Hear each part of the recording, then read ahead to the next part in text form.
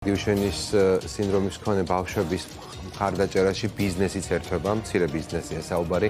ათეულობით კომპანია და მცირე მეწარმე მომდევნო დღეების შემოსავლის ნაწილს ფონდში გადარიცხავს. სტუდენტებმა კი ბავშვების დასახმარებლად უკვე 1.300.000 ლარი შეაგროვეს, შეიძლება უფრო მეტიც, ამას რამდენიმე წუთში გავიგებთ. სოლიდარობის უპრეცედენტო აქცია ახალ მასშტაბებს საათობრივად აღწევს. ახალგაზრდებმა უწყვეტი ცოცხალი მარათონი მას შემდეგ წამოიწყეს, რაც დიუშენის მქონე ბავშვების დახმარებაზე უარი ოცნებამ ხალხის ფულზე ზრუნვად შეფუთა. თანხა დიუშენის სინდრომის მქონე ბავშვების საჭიროებებს მოხმარდება, სამედიცინო თუ სხვა სახის ტექნიკას, ასევე აუცილებელ ქირურგიულ ოპერაციებს. კეთი თუთფერიძე, შაბათს ფორმულა ჟურნალისტმა ჩავთოთ ახლა პირდაპირ ეთერში, ის საუბარში იმყოფება, ბარში, სადაც აი ეს არ ვიცი როგორ შეიძლება შევაფასოთ, ძალიან მნიშვნელოვანი ერთობის მონაწილე და ორგანიზატორი ახალგაზრდები არიან შეკრებილები და ამ წუთებშიც მიმდინარეობს ცოცხალი მარათონი. კეთი, საღამოშვიდობისა, გითხარი, რა ხდება ადგილზე, მარათონი მიმდინარეობს და თუ არის უკვე დაზუსტებული თანხის რაოდენობა, ალბათ ამით დავიწყოთ საუბარს. საღამომშვიდობის, დიახ, მართლაც ბოლო 3 დღის განმავლობაში საქართველოს მოსახლეობა აქამდე არ ნახული თანადგომისა და თანაგრძნობის მანიფესტაციის მომსწრე გახდა. მე ვიმყოფები სივრცეში, სადაც სწორედ აი ამ საქველმოქმედო მარათონის ორგანიზატორები იმყოფებიან და სანამ მათთან გადავალ კითხვით, მინდა რომ აყურებელს შევახსენო, რომ აი აქ მყოფი სტუდენტების, ძირითადად ილიაუნის სტუდენტების ნაწილი უსამართლოდ არის რეჟიმისგან დაჯარიმებული და გასამართლებული ადმინისტრაციული პატიმრობით. ჩემს გვერდით ახლა იმყოფება ერთ-ერთი ორგანიზატორი გიორგი ეკალაძე. გიორგი, თუ შეიძლება გითხარი, პირველ რიგში გკითხავთ, რა არის მიზანი ამ მარათონის, ასე ვთქვათ, და ხომ არ არის ეს ერთგვარი რაღაცნაირი სიმბოლური პასუხი იმ განცხადებაზე, რაც ირაკლი კობახიძემ გააკეთა, რომ თითქოს გადასახადის გადამხდელებს არ უნდათ, რომ წამალში დაიხარჯოს თანხა. მიზანი არის ერთადერთი ბავშვების ხარდაჭერა და ეს არის რამდენიმე გზით. ერთი არის იმ თანხის შეგროვებით, რომელიც ალბათ უკვე უზომოდ თანხაზე ვსაუბრობთ, ვიდრე მოლოდინი იყო. 1.400.000-ზე მეტი არის ამიტომ ეს თანხა და მალე 1.500.000-ს ვიზეიმებთ.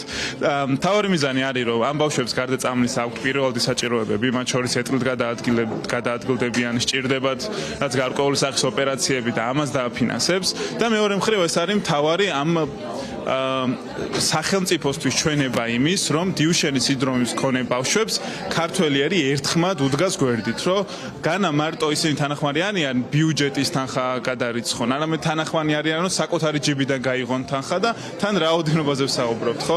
და მათ შორის ახლა გვაქვს იდეა, რომ ეს ბევრგან გაჟღერდა, რომ დავთვალოთ რამდენმა ადამიანმა ჩარიცხა თანხა, იმიტომ რომ არა მარტო ოდენობა არის მნიშვნელოვანი, არამედ რაოდენობა, რომ ნახოთ რამხელა მხარდაჭერა აქვს დიუშენის სინდრომის მქონე ბავშვებს. დიდი მადლობა. ანანო, თქვენც ერთ-ერთი ორგანიზატორი ხართ და როდესაც დაიწყეთ ამ მარათონის, ასე ვთქვათ, დაგეგმა, ორგანიზება, გქონდათ მოლოდინი, რომ ასეთი გამოხმაურება იქნებოდა და რამდენად სწრაფად მოახერხეთ ორგანიზება ამ საქველმოქმედო მარათონის? მოგესალმებით პირველ რიგში.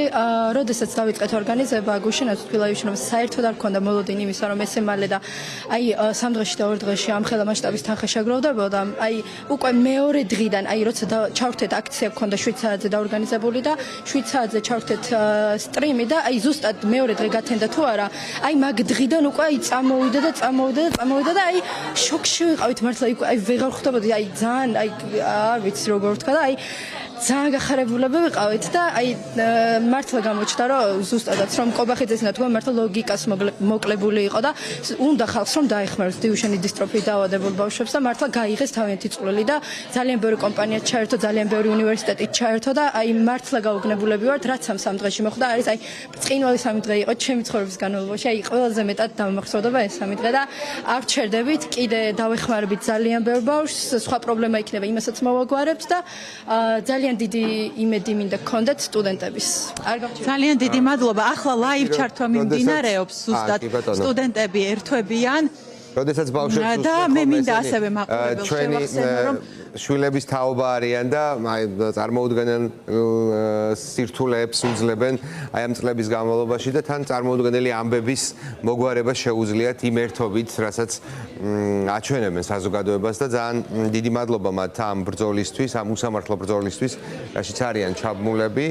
კეთი, საინტერესოა გააგრძელე შენ პირდაპირ ჩართო, მაგრამ მაინც მინდა ვიკითხოთ, ძალიან კარგია რომ კომპანიები და ბიზნესი ჩაერთო, ძალიან ემოციური განცხადებები მოვისმინეთ, რომ მაგალითად ვიღაც მთელი დღის ნავაჭრს ჩარიცხავს თუ ასე შემდეგ. საინტერესოა ეს თავისუფალი, სრულიად ფრთაგაშლილი ბიზნესი, სხვილი ბიზნესი, როგორც ამას ისინი ამბობენ ხოლმე სხვადასხვა შეხვედრის დროს, ხომ არ ჩართულა მარათონში, ესეც კითხოთ ახალგაზრდებს. დიახ, აუცილებლად ვიკითხავ, აი აქ არიან კიდევ ორგანიზატორები, ხედავთ სამივეს იცნობს საზოგადოება როგორც უკანონოდ დაჯარიმებულებს და უკანონოდ გასამართლებულებს. ლუკა, ბიზნესზე მინდა გკითხოთ. რამდენი ბიზნესმენი ჩაერთო ამ საქმეში და თუ დაფიქსირდა სხვილია საშუალო ბიზნესის ჩართულობა?